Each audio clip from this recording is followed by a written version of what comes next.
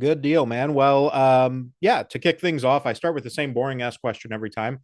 Simple introduction, man. Who are you and a little bit of background on yourself? Okay. My name is Crispin Earl, and I am the singer for the Veer Union. I also run a small record label called Rock Shop Records, and I'm here. And we've got a brand new album coming out with the Veer Union on February 20th. So here we Yeah. are, promoting it a little bit. Yeah, awesome. So for those that aren't familiar with the Veer Union yet, which seems a little bit silly at this point, right? Like you guys are climbing in Spotify listeners and various other streaming platforms.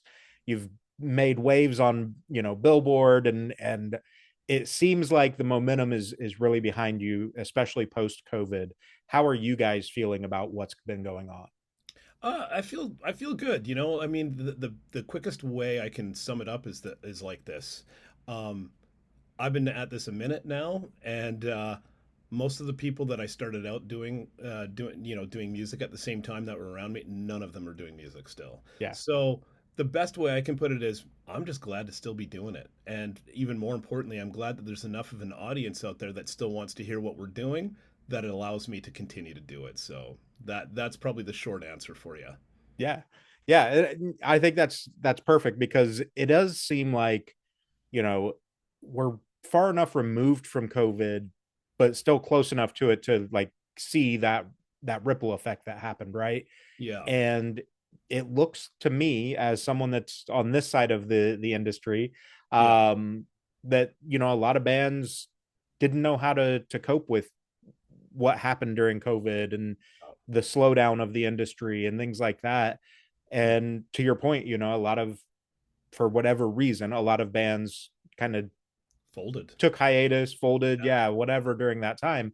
Yeah. What was it about that time that kind of apparently or seemingly fueled you guys to say we have to keep pushing through this? It's interesting. I think the big one for me was I'm like, well, uh, we're forced to be at home now. So at the end of the day, I'm like, I've been wanting for a long time. I've been wanting to start my own record label, and it was just like perfect timing. I'm like, well, I can do this from home. This is what I'm gonna do. I've had lots of people reach out to me and ask me to produce and help them market from their Mm-hmm. beginning, and they don't know how to do it. And I'm like, well, this is a perfect time for me to do that. And that's essentially what I did. I went straight to work. I worked harder in 2020, and it was more active in 2020 than probably a lot of other years. So Yeah. it affected me in a positive way because I was like, this is what I like working on this. And instead of just being the band guy, it was cool to Yeah. really help out other artists and show them the ropes a bit. So that was cool for me. Yeah, awesome. Talk a little bit about, you mentioned there at the beginning, you've got the new album coming out, Reinvention. Talk about this album being that. It's a little bit of a reinvention for the Yeah. band and for the sound. It's not a forced thing from what I've heard. It's very natural progression, but it's also seemingly very intentional. Yeah, absolutely. You're spot on. You know, uh, I think that a lot of bands usually, later on, they usually get a lot lighter. They usually, as Mm-hmm. time goes on, it's just like the edge is kind of not there. It's weird because a lot of what I see going on in the world and whatever I'm going through, personally, because every song I write really, really is very personal to me. I don't really Mm-hmm. know how to do it from a different perspective. Right. So for me, it was very much like I just want to go to what naturally feels right for me, and I wanted to do a heavier record, and I wanted to. People think, when they think about our first album, it was so light. It Mm-hmm. was there was. I don't think there was a single scream. Maybe one or two, barely, Yeah. barely. And Yeah. not that it's all about screaming. I think I just really growing up, it's like I was listening to bands like Tool and Pantera, and Mm-hmm. like I wanted to kind of go to places we haven't really gone before, and also the European market. I've been loving what's going on with bands like Bring Me the Horizon, and Mm-hmm. I'm like, I just want to do something a bit more like that. I want to evolve. It's not so much like we're reinventing the wheel; we're just reinventing ourselves. Yeah. And that's what I feel like this album was very much kind of like, I think that this is exactly what we were trying to do, you know. And then lyrically, very personal. The lyrics right across the board is very personal, so very intentional. Hmm. And I'm very proud of this record. I feel like we did exactly what we were trying to achieve. Yeah. And that's awesome. And I think, that's the thing, especially in this alternative rock, metal scene, that vulnerability through lyrics is huge. It's what makes everybody relate to the music. Talk a little bit, if you will, about kind of not necessarily the subject matter, unless you want to get into that, but like that process of like being able to use this as a little bit of a therapy, as cliche as that is, and Oh, for being sure. able to say like, here's what I go through, I know you go through this too.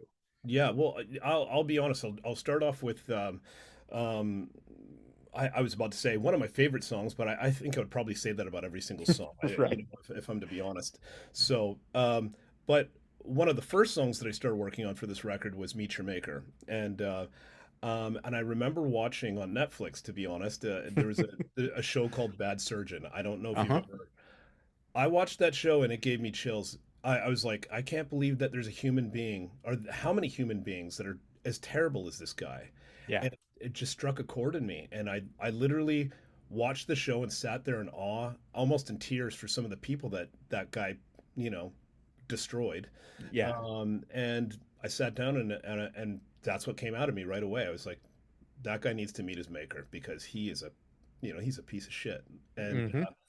he's going to have to answer for it one day. In my personal opinion, I'd like to believe karma's going to, you know, bite him in the ass. And Yeah. so that song was basically written around that show for me, and Yeah. that was the first song I think I wrote for the album.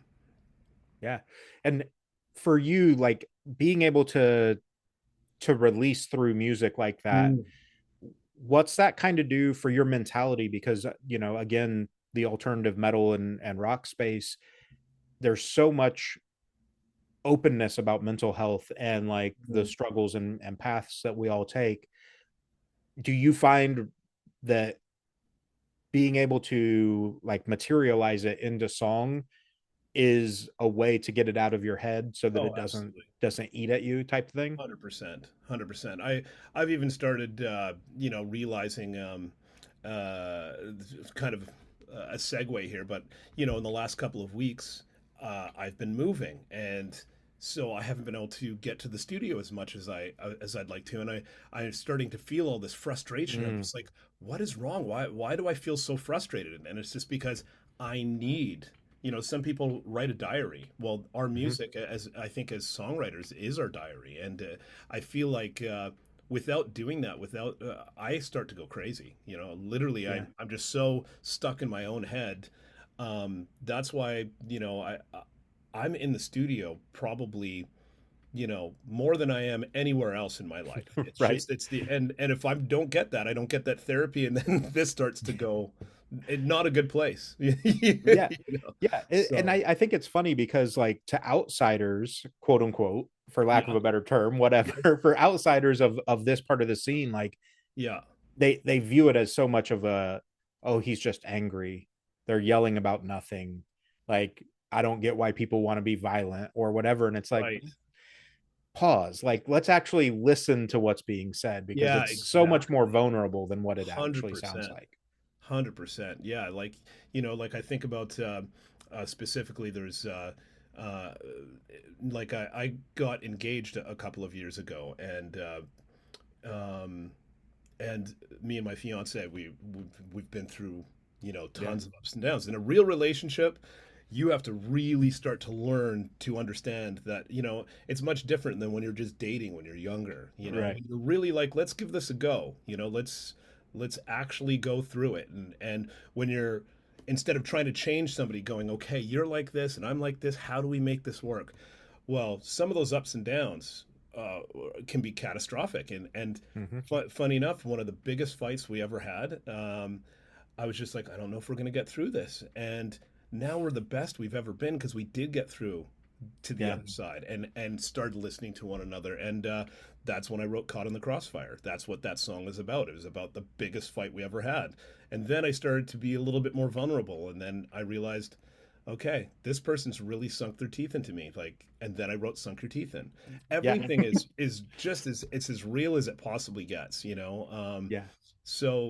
Yeah, there's a lot of raw emotion on this record, you know, musically as well as lyrically. Um, yeah, you just need to spend enough time to dig in. And I find a lot of people, you know, they were listening to Caught in the Crossfire and they're like, yeah, this is about war. I'm like, no, it's a metaphor, man. Yeah. Like you missed Yeah. it. That's that's one of my favorite things. So like when I first started in music journalism and whatnot, I would make the mistake a lot of times of, well, tell me what this song's about. And then it didn't have the meaning that I thought it should. And I'm like, oh Yeah. man, like that Yes. sucks. So I try not to Yes. ask too much on that normally now. But Yeah. one of my favorite examples of that was Dave Grohl was on the Kelly Clarkson show, and Oh, okay. she's Yeah. she's talking about their song "Learn to Fly" and how Right. it's this beautiful like op-ed thing about like finding God or whatever. And he's like, Right. it's really cool that you think it means that. Yeah, It's about totally. me wanting to get a flying pilot's license. Like Totally.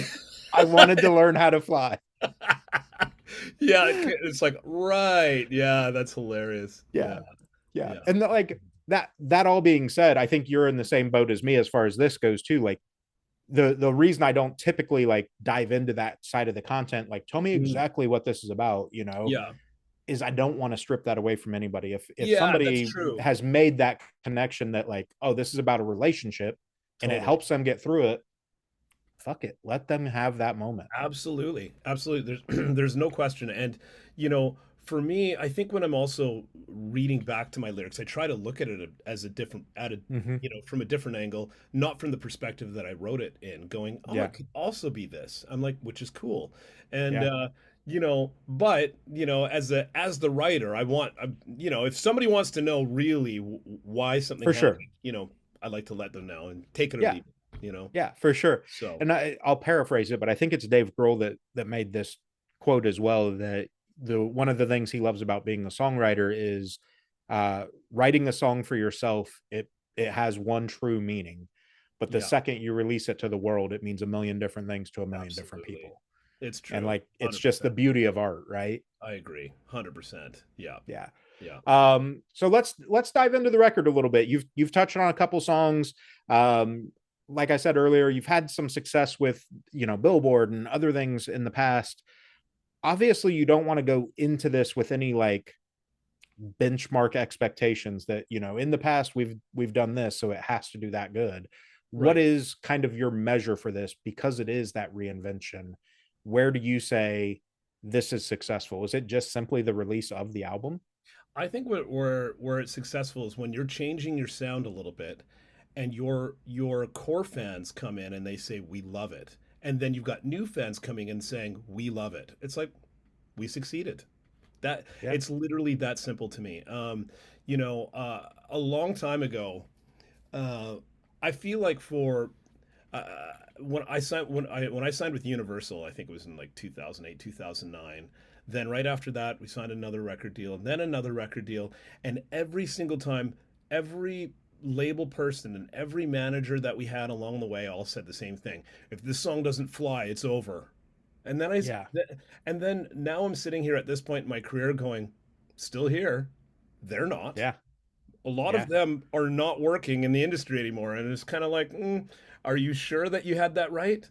To me, it's just like it's over when I say it's over. When I decide I'm done, that's when it's over. Yeah. So as long as there's people there that are excited for what we're putting out, I'm just grateful, and I'll just keep on doing it. But the one thing I will say is, for me, I've never really wanted to be stagnant and just doing the same thing.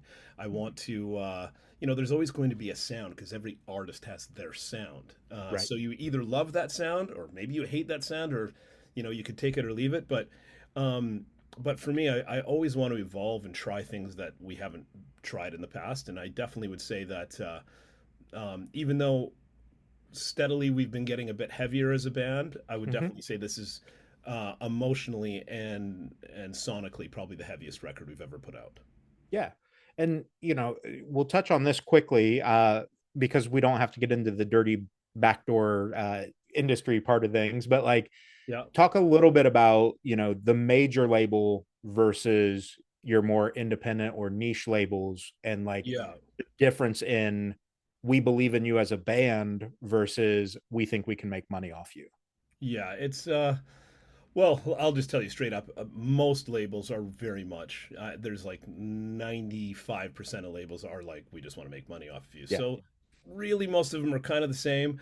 Um Major labels, I'll just tell you a little story what about when we signed with Universal. When we signed with Universal, it was the time that I think that Nickelback was probably still relevantly the biggest band in the world as far as, Hmm. radio, and radio actually really mattered then, Yeah. and streaming services barely even scratched the surface really yet. It was still kind of about downloads at that time, and Yeah. how many downloads are you selling at the, we were just kind of coming out of the, hard copy kind of era. So it was at a time where our record label was just like, listen, I think there was a song called Over Me. They were like, this is your first single. And I'm like, if you put that out as our first single, I said, I think it's a good song. You know, Yeah. I think the girls are gonna like it. But that's not the kind of band I want to be. I don't want to be known. Right. I don't want to, because you put that out, maybe it's gonna hit, but it'll probably be it. It's probably gonna be over. Yeah. And so they finally listened to me. I said, we need to put out something gritty. I said, we're more of, even at that time, it's like I was listening to heavier bands. The record was, it was very melodic. It was all based on, Hmm. and I loved the record. At the time I was writing what I truly love to Yeah. write, but I still wanted more of a gritty song to come out. And I remember 3 Days Grace at that time, they were doing exactly that. They were putting out gritty for them at that time. And I'm like, I feel like that band did it right. So they listened to me, and we put out Seasons, and it hit. And then right after that, they said, okay, we're going to put out a song called Youth of Yesterday next. I was like, don't do that. Please don't do that. It will Yeah. be the end. Trust me. They're like, we trusted you on the first one. It's our turn. So that's a perfect example. And Yeah. I'm like, if you put that song out, it's going to be the end. And they put it out, and it was the end. They're like, yeah, it didn't sell as well as we thought, so we're going to have to drop you. I'm like, that's because you didn't fucking listen. Yeah. So there's a lot of what I can say about major labels is most of them have no fucking clue what they're doing. Most of them just get lucky. That's the Hmm. truth. Yeah. Um, and then, Yeah. They're yeah, successful by saturation. They have yes, so many artists signed that like they're successful because they have the pure quantity. absolutely, absolutely. So that was an interesting. I mean, I had been signed to a couple of major labels, and uh, that that was the first one where they actually listened, and because they listened, we actually had some success. And if they Yeah. had continued to listen, and here's the last part I'll say about that is. I became good friends with the radio people that were at Universal, because they all have different departments, Hmm. and the radio people were like, "Yeah, we should have never gone out with that song." I'm like, "I know, we needed to go out with Darker Side of Me." They're like, "We totally agree. That's the follow-up single." The label wanted to drop us. They put over 100,000, I think, into Youth Yesterday, and it barely cracked top 20. Yeah. Then our radio people begged them to give them a shot, but they didn't want to say that they screwed up, so they gave the radio people a $5,000 budget, not a Mm. 100,000, Right. 5,000, Yeah. and it outsold and outperformed in every possible way of you. But still, they only gave us a $5,000 budget and said, Yeah. "Yeah, it didn't perform quite well enough, so we're going to drop you." Yeah.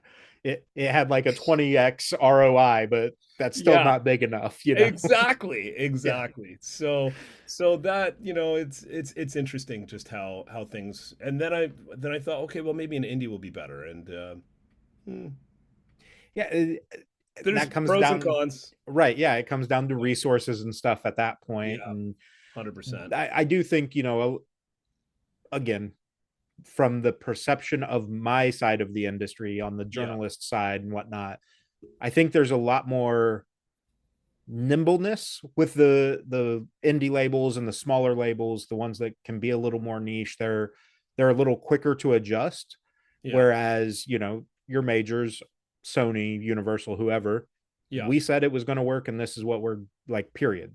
We yes, are the end all be all, whereas yes, some of the others get to you know hey, what do you think your single should be, Chris? Like, Yeah. where do you want to go with this? 100%, 100%. So, Yeah. so that's definitely one of the bonuses with an indie label. But at the same time, when we put out our sophomore record, it was on a tiny little label called Rocket Science, and they had a tiny budget.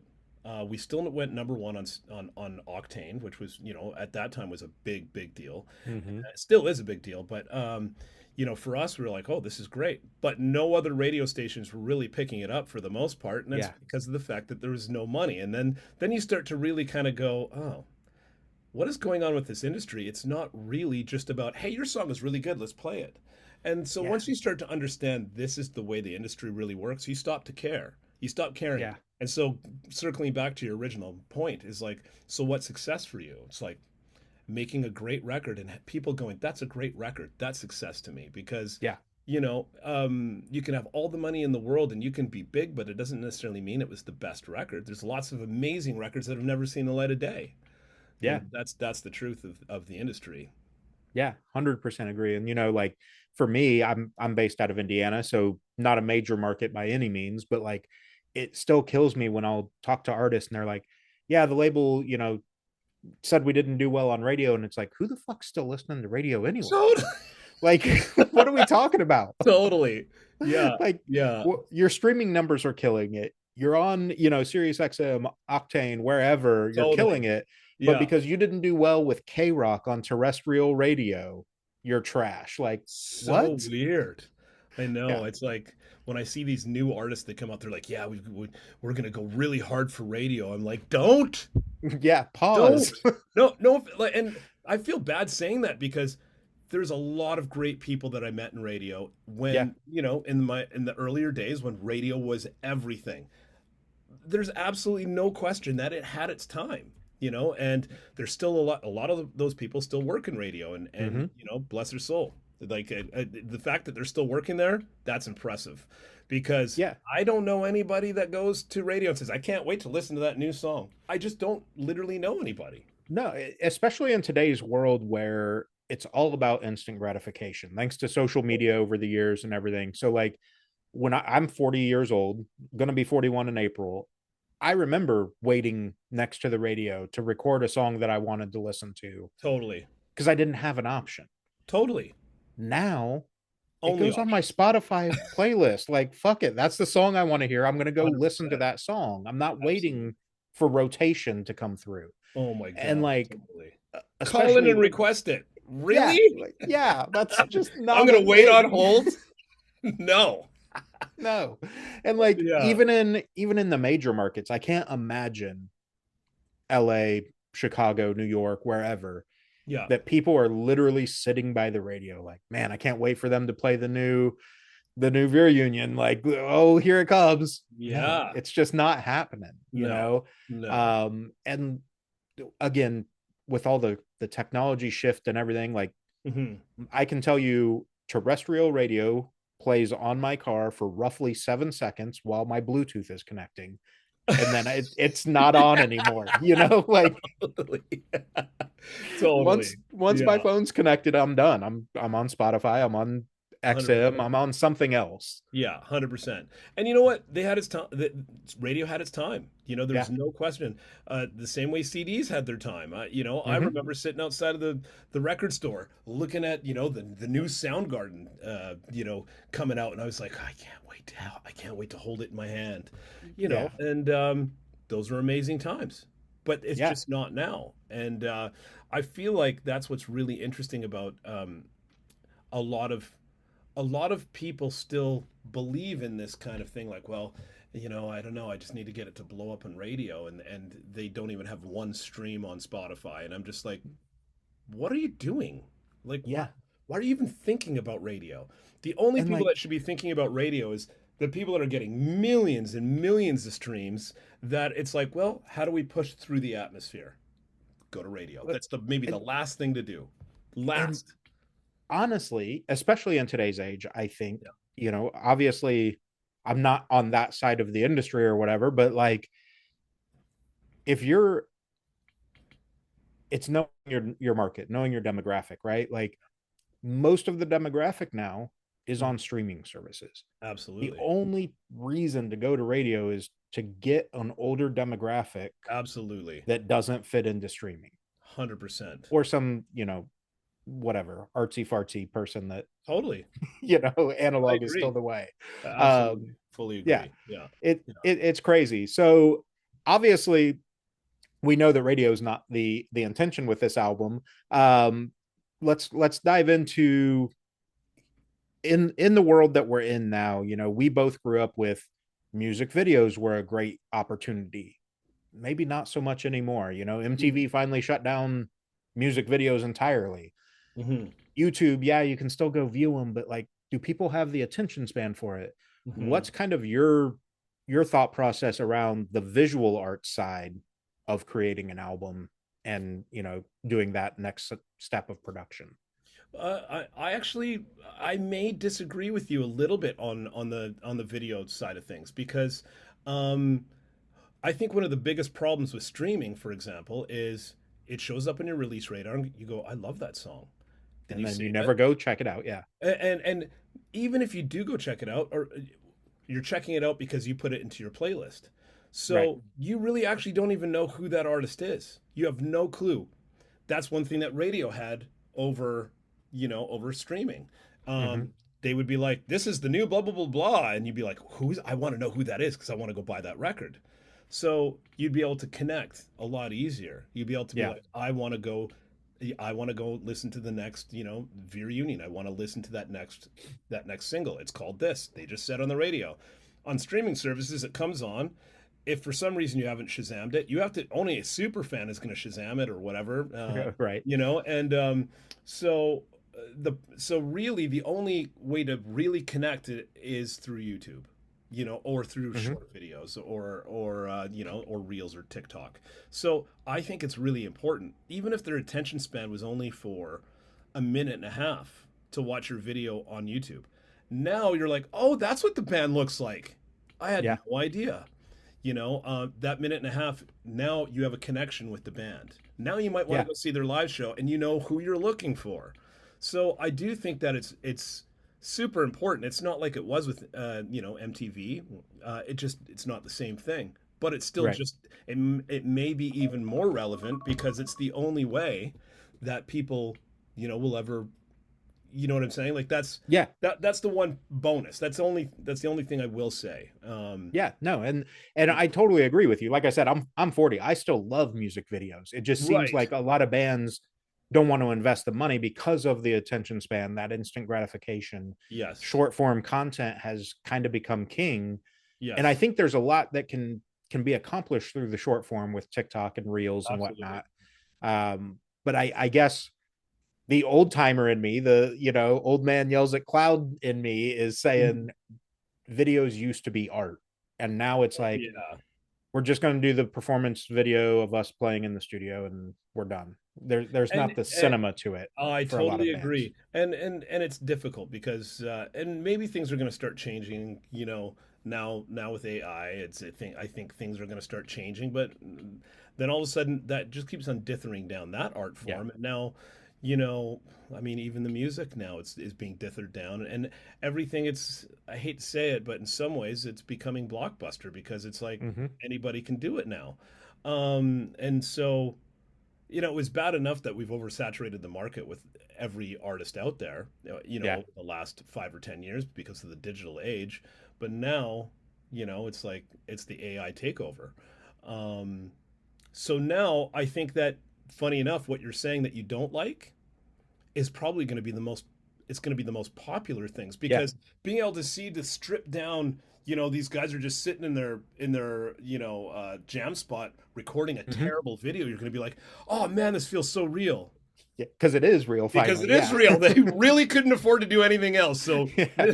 you know what I mean?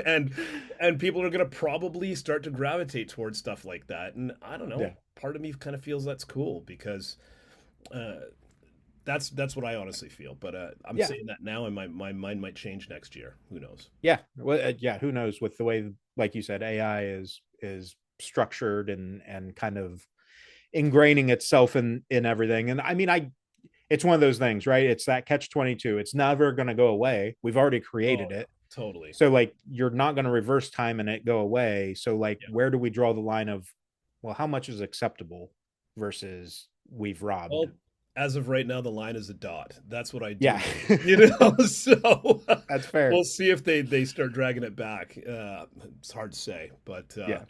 either way, that's one of the reasons why I'm saying, getting back to the first point, Mm-hmm. what is success to you? It's like still here, still relevant enough to make music that people like. Yeah. Up against an AI model that's writing music for everybody, that's based on every hit that's ever existed. That's Mm-hmm. a bit tough to write against, you know, Yeah. pretty difficult to produce against. So um, just being here, I think, is success. Yeah. That's in this No, day and age. Yeah, in this day for sure. And, yeah, I think one of the things I've said for many years now is, obviously we live in corporate America and everybody wants to be millionaires because it's fucking expensive to exist. yeah. But, as an artist, I'm sure you'll agree there's nothing that there's no check that compares to someone coming up to you at a show and going, "Hey, this song changed my life," or Absolutely, "Thank you for making this music because of absolutely. this, factor." Yeah, Um, yeah, that being said, you guys up until COVID, tour heavy, you're definitely out there. yeah. What is the vision for this release and that tour cycle and building that ground force again to really like amplify the day-to-day tour cycles? Hmm. So, truth be told, it's kind of a funny story, but uh, this band has had absolute disasters with, and a lot of bands have with their tour vehicles. But our band, I feel like, has had it worse.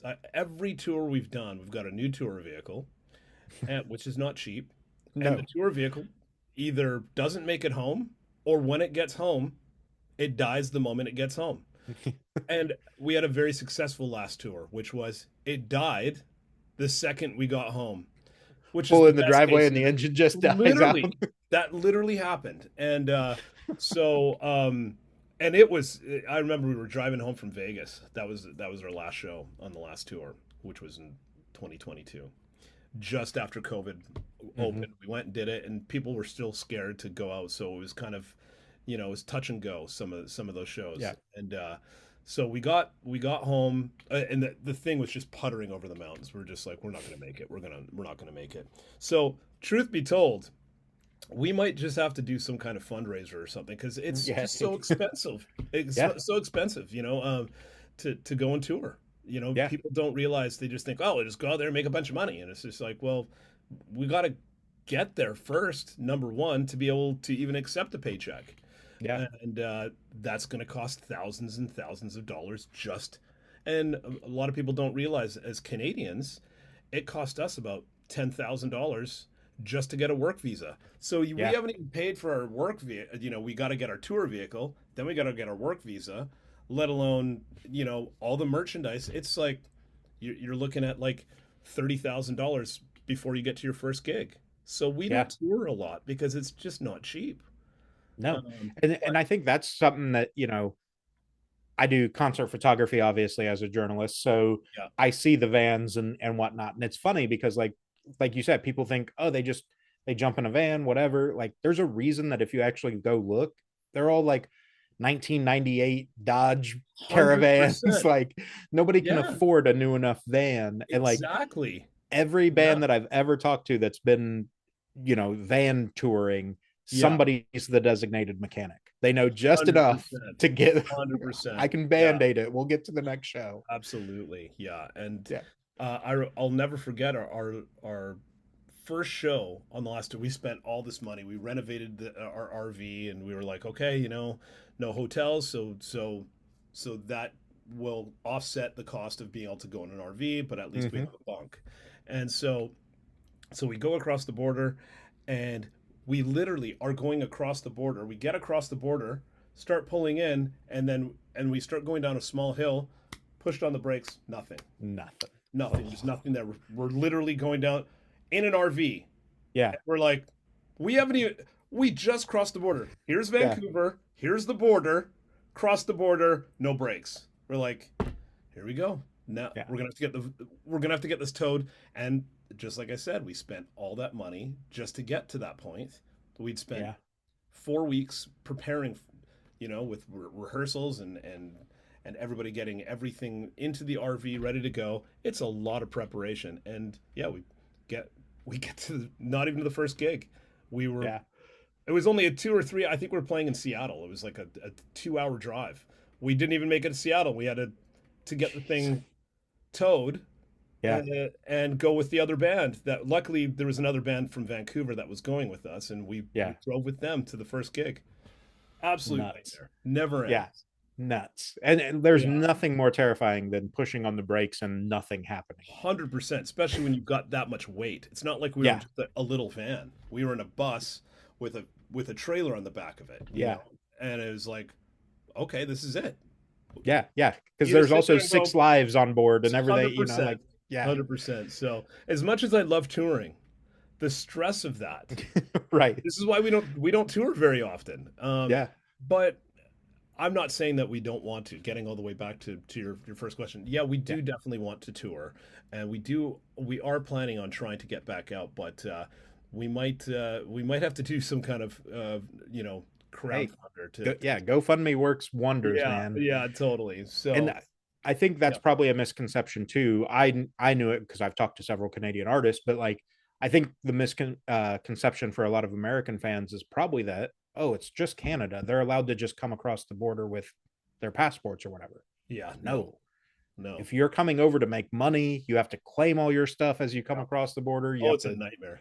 Yeah, declare it's all your shit back through customs when you're going back. yeah, Like yeah. it's And you know what's insane the work it is. oh yeah, and what's crazy is you Americans come to Canada, they're like, hey, we're gonna go and play in your country and make as much money as we want. They're like, come on in.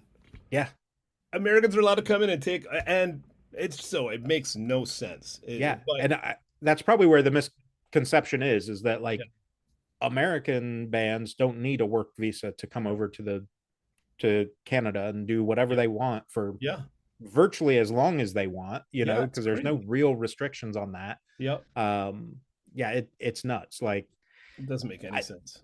I've never understood it. It's simply a Unfor- government grab of money. I mean, that's 100%, all it is. Like, full it cap, does not cost $10,000 in paperwork or employees to 100%. review that shit. Yeah. Like, Well, so I think what one of the things on the work visa that when you're filling out the application, it says five. If you have all your dates booked 6 months in advance, it will take 6 months for your processing to happen. So if you submit it and it will take, like they'll say because there's such a backlog, they'll be like it takes 6 months. So you have to make sure that your tour dates are like 6 or 7 months booked yeah, out. So otherwise, your work visa won't be done in time. But then they say, but we can process it for an extra $5,000, we'll put you at the and we'll priority and we'll line. put you on the priority line. But they literally make it so everybody has to go on the priority line. Yeah. Everybody, because most booking agents aren't going to book you 8 months out. Most they should, Yeah. but they have a tough time doing that. So Yeah. Yeah. And I think, yeah, there's just so much that can happen in that amount of time, right? Like, exactly, so it's tough. But I think the crazy part is like, oh, you can pay this rush fee. But if everybody's paying the rush fee, did it actually rush anything? You know what I no, mean? Like, it's if just a cash grab. everybody's in an emergency situation, then it's Totally. not an emergency anymore. It's a very, very good way of making money. Like what a Yeah, great business tactic. And it's disgusting. But it is. it It is is. but it is what it is. So Especially like not not justifying it in any other direction, I guess, but like it would be a little bit different if it was like, oh, you have to fly to get here, yeah. maybe. Yeah. Coming over from the UK or Australia, whatever. Like we kind of get there's Yeah. probably paperwork. Yeah. Y'all are literally our neighbors to the north. 100%. there's It's a crazy. thousand roads that drive right across the border. Totally. It's Like crazy. it It's doesn't make crazy. sense. Yeah. Um, So, but yeah, hopefully we're planning. yeah, We're planning. We're working on hoping it. that we hit. Yeah, working on it. We're hoping to hit Europe as well. So these are we're gonna wait for the album to come out and then we're gonna start planning. Or we've already kind of started planning, but I think it might be the first plan is to actually start a fundraiser. And Yeah, I hate doing that. But I don't know how else we're going to be able to do it. To be honest. I mean, merch pre-sales, but that's about it, right? Like just try to do all the special But editions and yeah, autographed versions but and then yeah, it's like I will say that one of the toughest parts too is the fact that everything is so expensive. For us to bring in that merchandise, we mm-hmm. still have to risk all those costs, and it's not cheap. No. So anyway, And it we'll see. We'll see. The hope is there. We have yeah, high hopes. We'll see how it goes.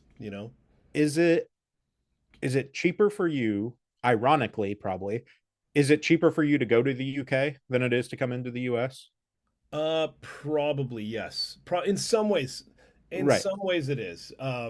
Because the most expensive part is the plane ride, and so once we get there, well, I shouldn't say the UK because I think you need a visa for the UK, but Yeah, I think you might. the rest of Europe, I think you don't need a work visa. You can just Yeah. fly over and start playing. So, but everybody in when you're doing a European tour, it's like everybody tours in the same vehicle. Right. So, whoever is kind of over there, they're the ones that kind of deal with getting all the vehicle, and then it's just a little bit easier in that way. Yeah. Although now you're paying in euros versus Right. Canadian dollars to euro, it's ridiculous. It's like it's insane. It's like 1 euro is, I think a dollar 70 Canadian. Yeah, that's crazy. It's insane. It's nuts. And like I we were just talking about this at work the other day. Japan's been on my bucket list forever. Right. Yeah. And it's just so damn expensive to try to get there and 100%. whatever.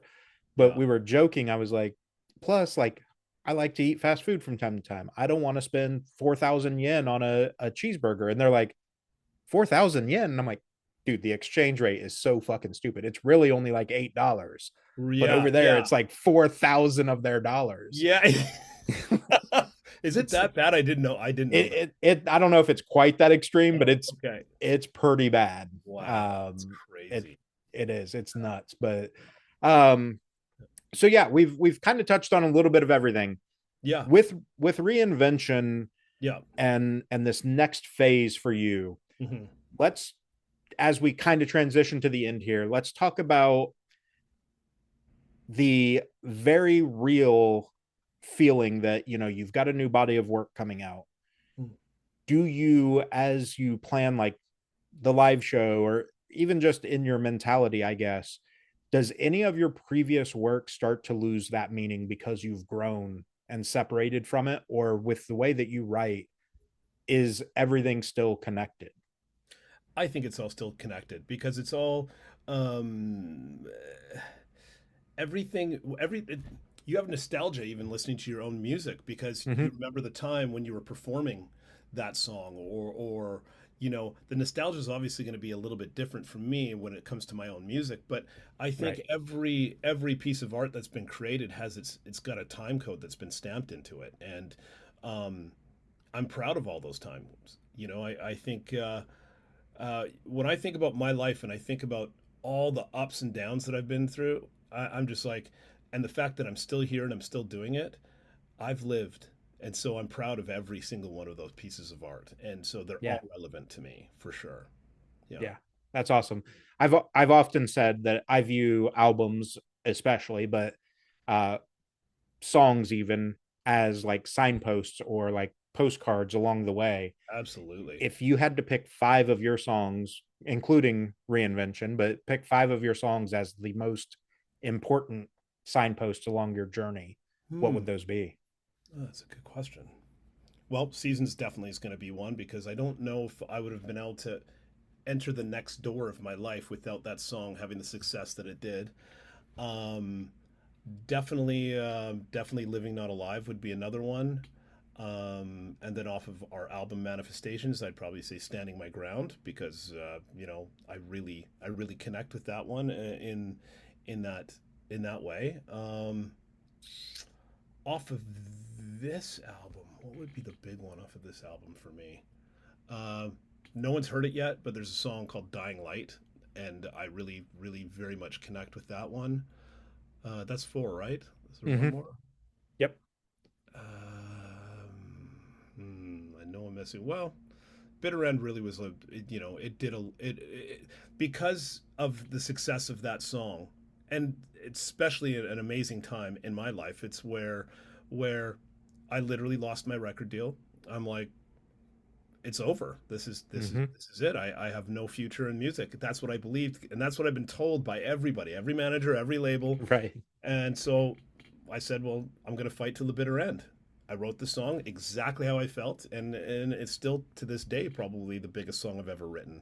And it still never even saw the light of day. But the algorithm was people going, no, I like that one, and I'm like, okay, well, that's about as honest and truthful as I could possibly be in that time, and I feel like that's why it resonated.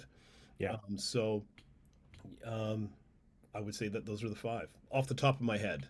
I Right. might have to Right. reconsider a couple if I go back, but off the It's yeah, top of it's one my of those head, things like if I yeah, asked you next week, they're going to be five different songs. it It's just might be, it might be, yeah, for yeah. sure, yeah, Well, and I got to tell you, one of the things I really enjoy about your music and the journey that you've discussed here too is that underlying theme. I think it's been apparent in your albums as well, leading into Reinvention, of perseverance and not letting anybody else dictate how your story is told or what chapter of your life you're in. And I got to say, as a testament to you fighting through, the record label deals falling through, COVID, putting a stop to everything for a while, to be able to do that perseverance and keep stepping forward, and now, pun intended, reinventing yourself a little bit with this album, to say like, not only am I here, here's everything that has happened to me and how I've changed, and I'm still taking the next step forward. absolutely. I appreciate that. I appreciate that you pulled that because that is exactly the truth. Yeah, Yeah. yeah, Awesome, man. Well, yeah. that's everything I've got for you. The kind of standard outro that I do is let you have the floor. Where can people find you? I'll obviously link all your socials and stuff, but where can they find you? What's the best way to interact with you guys and kind of stay up to date on everything? I definitely say that we're probably the most active on Instagram. So if you want a quick response, that's the place to go. I would definitely say make sure you watch us closely on Instagram or wherever it is. You'll be able to get that information. But we are going to be announcing quite a few things like new packages and what's coming next. And we're just really excited about this album coming out February 20th. And we've already got a lot of new plans of what we're going to be doing closer to the end of this year, as well as I've already been working on because we spent 7 months promoting this album. I've Right. been in the studio. I mean, I already have the new half of the new album or is already written, and this one Yeah. hasn't even come out yet. So, so we're always ready for the next thing, and so this is just the tip of the iceberg. There's plenty more awesome stuff to come if you're liking what you're hearing from the Veer Union right now. Awesome, man. I appreciate it. I'm stoked for you. Hopefully, you can get out on tour and come through the states. Again, I'm based in Indiana, but Chicago, Nashville, like I can Awesome, find somewhere to come see you guys. So absolutely, I'm excited for you. And from what I've heard of off of this album so far, like I said at the beginning, like it definitely is a reinvention of sorts, but not a like, oh, we have to be different just to be different. It's this totally, evolutionary reinvention. I think it's really totally. cool what you're doing. Thank you very much. I appreciate it, and I appreciate you having me on the show. Yeah, absolutely, man. We'll stay in touch and we'll just keep pushing on, man. You too, man. Thank you so much. All right. Have a good one. You too. Peace. See you.